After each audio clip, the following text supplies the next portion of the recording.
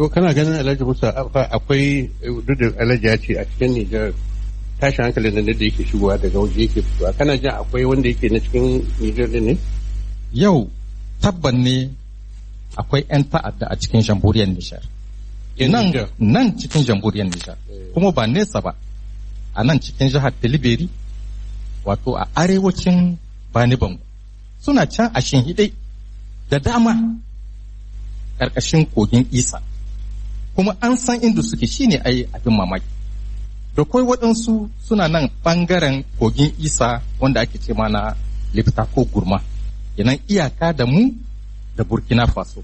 Domin haka za ni tunar da ku da ƙungiyarmu hukumarmu ta haɗa a cikin otel Barabiya mutum 400 domin kowa shi zo shi kawo wato gudunmuwar tasa.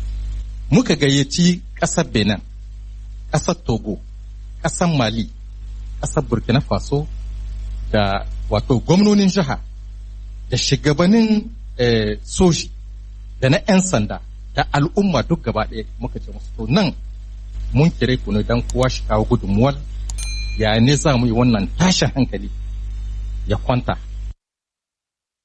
To sai akan kallahu. Alhaji Salisu Amadu ɗaya daga cikin shugabannin kungiyar hula. Mun gode wa Allah da kuka samu kuma kuke ba mun samu ke samun wannan dama don mu kawo tunani da gyaran da abubuwan da za su kawo rage tashin hankali da abubuwan da muke ciki. Tashin hankali duka wannan abubuwan da kake gani a cikin kasashenmu ko yawancin ƙasanmu akwai can da aka ɗauko shi yana faruwa amma bai fantsama ba yau abin ya yi tsanani kamar a wannan lokacin. Abu 2 zuwa 3. Na ɗaya, duk abin da za a yi a cikin rayuwar ƙasashenmu idan ana kwatanta gaskiya shi manzan Allah ya ce komai yana kawo rangwame a cikin kowane matsayi. Magana inda take don wannan shi Allah bai bar ma wani ya zo ya ɗauki wannan sunan shi ne al'adal, yin adalci.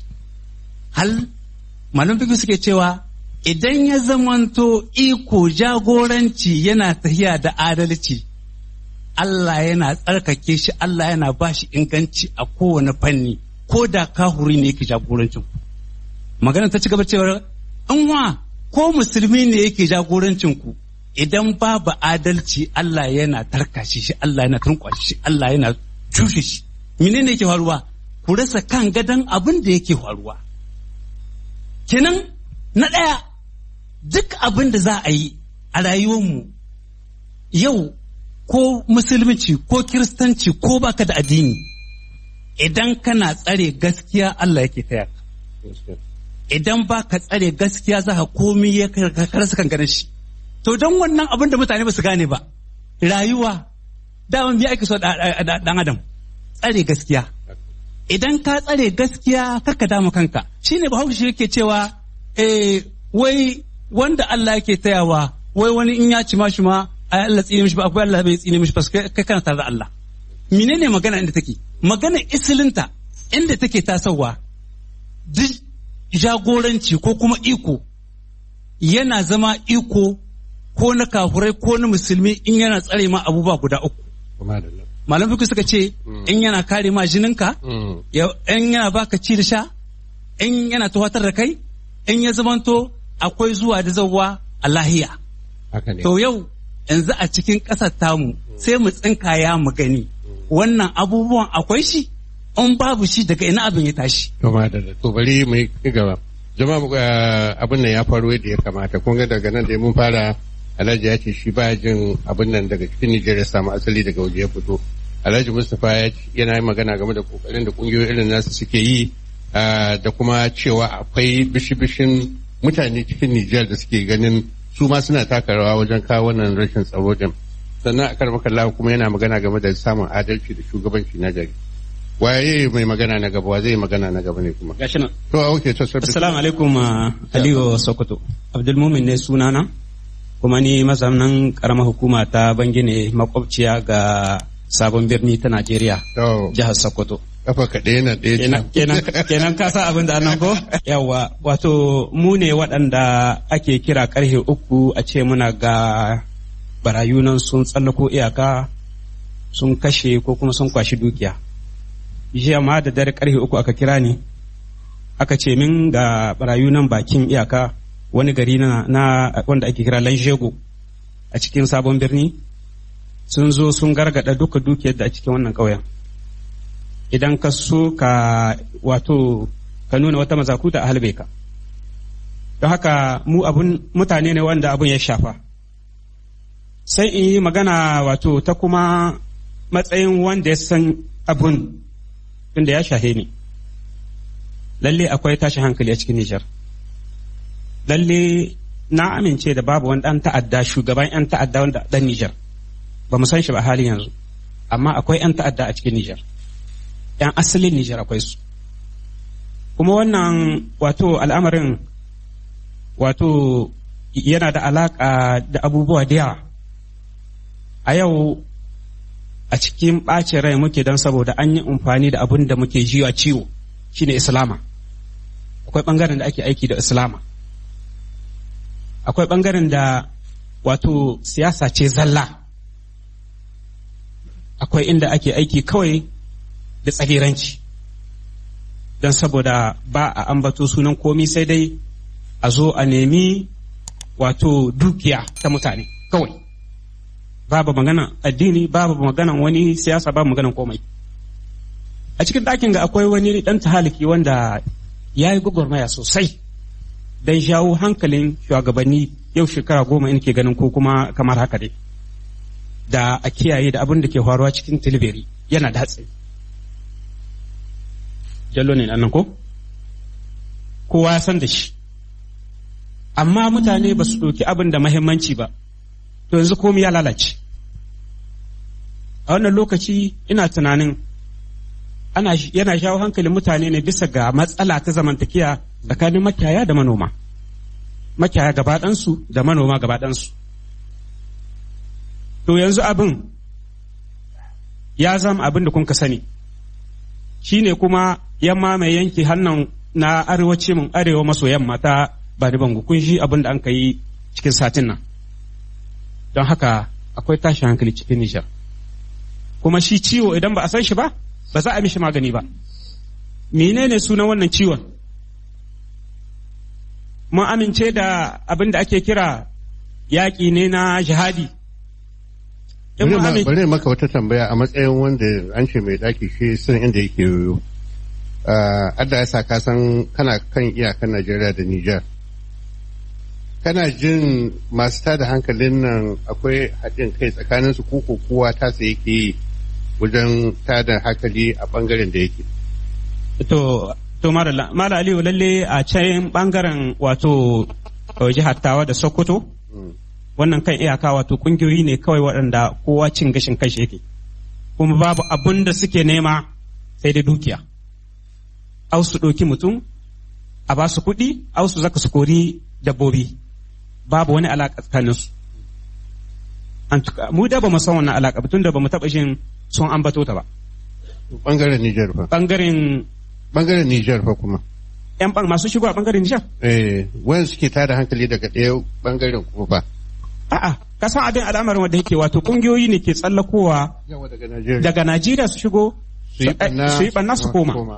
Don saboda can iyaka ba ta wuce kilomita 2 zuwa 3. Da aka garuruwan da duke cikin wannan yankin dukan an talautar da su gaba ɗaya ko kuma wasu ma an kore su. Masha Allah. To mun gode to sai malami na gaba ko malama. Ni sunana Falmata Muktar Taya. Kungiya ce ta matasa ko in ce kungiya hula. Lalle aka ce yau da gobe ba ta rage komai ba. Zancen tashin hankali akwai shi Nijar. Kuma abun da ke ci mutu a ƙwarya matasa ne. Matasan nan ya kamata a tambaye su ko kuma a saurare su a ga me ke sa su wannan. Tunda abin da ya sa kusu ya faɗa wuta ya hutar zahi. Akwai waɗanda in suka baka hujja suka kwatanta maka. Karatu ne an yi, takardu ne na ilimi akwai shi. In ka zo neman aiki ko kuma wani gasa in baka san kowa ba kai ba dan kowa bane ba za ka samu ba. Yanzu in ba kai dogon nazari ba kai dogon lissafi ba sai ka koma ka ce to ina mahuta me za mu yi, bari mu tada rikici. In suka tada rikici a da gwamnati sai ta kira su ta ce me suke so a samu musu aiki, wanda ke da ilimi ya samu aikin gwamnati ya in sana'a ne za ka yi a yi, in ma mene ne za a yi.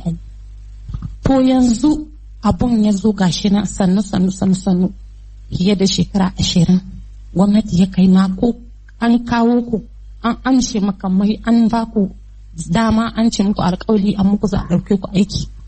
Ku da kuka aka ma labari ku zo za a samu muku aiki, ku kuna zaman jira wanda bai san komi ba wannan aiki aga shi yadda ya kamata a bashi dan shi dan wane ne ko dan wace jam'iyya ce ko wace kabila ko menene, kai kana zaman jira ba aiki ba kake ba sana'a ba kake, abinda kake an ce ka bari gashi za a samu maka wuri, kana zaman jira wata 1 2 3 ni za ka yi babu jarin kai sana'a babu aiki, me aka ce matasa su.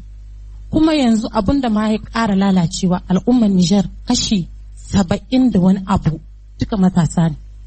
To yanzu lalacewa abun ya kai yanzu matasa su da kansu an juya musu hankali an wanke musu kwakwalwa, su ma da kansu sun zama wata 'yan siyasa amma da wata riga. Kenan tashin hankalin ga matasa ne, kuma in ba a ɗaukan musu ba mataki yau ne muka gani ba san abin da zai bada gobe ba. Waɗanga masu tashin hankalin ga duk in ka ka diba matasa ne, kuma kowa ka kama shi ka bashi dama ya hudi zai baka hujja. Idan hujja ta gamshe ka ko kuma ka ta gamshe ka, amma dai yana da hujja ba bai hakan ga kara zube ba su tafi su shiga. Akwai abin da ke tura su. Tuma da laja mun gode kware. Waye malami na gaba kai ne ko? Assalamu alaikum. Sunana Lawli Tsalha, shugaban kungiyar da ake ce ma Ajefa. Kungiyar matasa masu watan ganin cewa an shinhuda adalci kuma an samu matasa na gari cikin ƙasa. Alhaji Aliyu kun yi tambaya bisa tashi hankali a ƙasar Nijar. Kuma a ƙasashe makwabcanmu na ƙasashe duka na yankin Afirka da sauransu. Abu na farko da nake so in gai shine cewa an yi bayani tashi hankali kala-kala ne. Ina so in ɗauko tashi hankali na fannin bayan samun wani hankali ga matasa matakin farko na su yi wani abu, ko su zama matasa na gari ko kuma su zama matasa wanda lalatacin matasa. Kamar yadda Falmata ta kawo zancen ana iya ƙare karatu ko a ƙare wani abu, amma babu cikakken aminci tsakanin hukuma da matasa. Wannan abu yana da alaƙa da tashin hankalin da muke fuskanta yau cikin Nijar. Tunda akwai rol da yawa da matasa suke yi, kaman ƙoƙari da matasa suke yi sosai don ganin cewa sun zamna da kansu a matsayinsu na matasa masu zaman kansu wanda har su taimaka ma ƙasarsu. Matsalan da ake samu yanayi na siyasa sai yana danne wannan abu. Tunda yanzu misali in kuka ɗauki kamar lokacin zaɓe, ko kowadda ake ta yakin neman zaɓe kashi 80 da wani abu matasa ne ke shin hudata, su ne ake amfani da su. In kuka ɗauki wajen rubuta suna wake mazaɓai da sauransu, matasa ne ake amfani da su sai a ci nasara bisa wannan abin. Amma da abun ya wuce daga baya kuma sai ku ga ba haka na bane. In 'yan jami'a ne sai ku ga sun koma suna ta kuwa suna ta zage-zage cikin jami'a. In mushannin makaranta ne, in menene. Alhaji Aliyu, wannan abubuwa suna da alaka da matsalolin da muke fuskanta. wani abu yan hada da abin da Hajiya ta magana.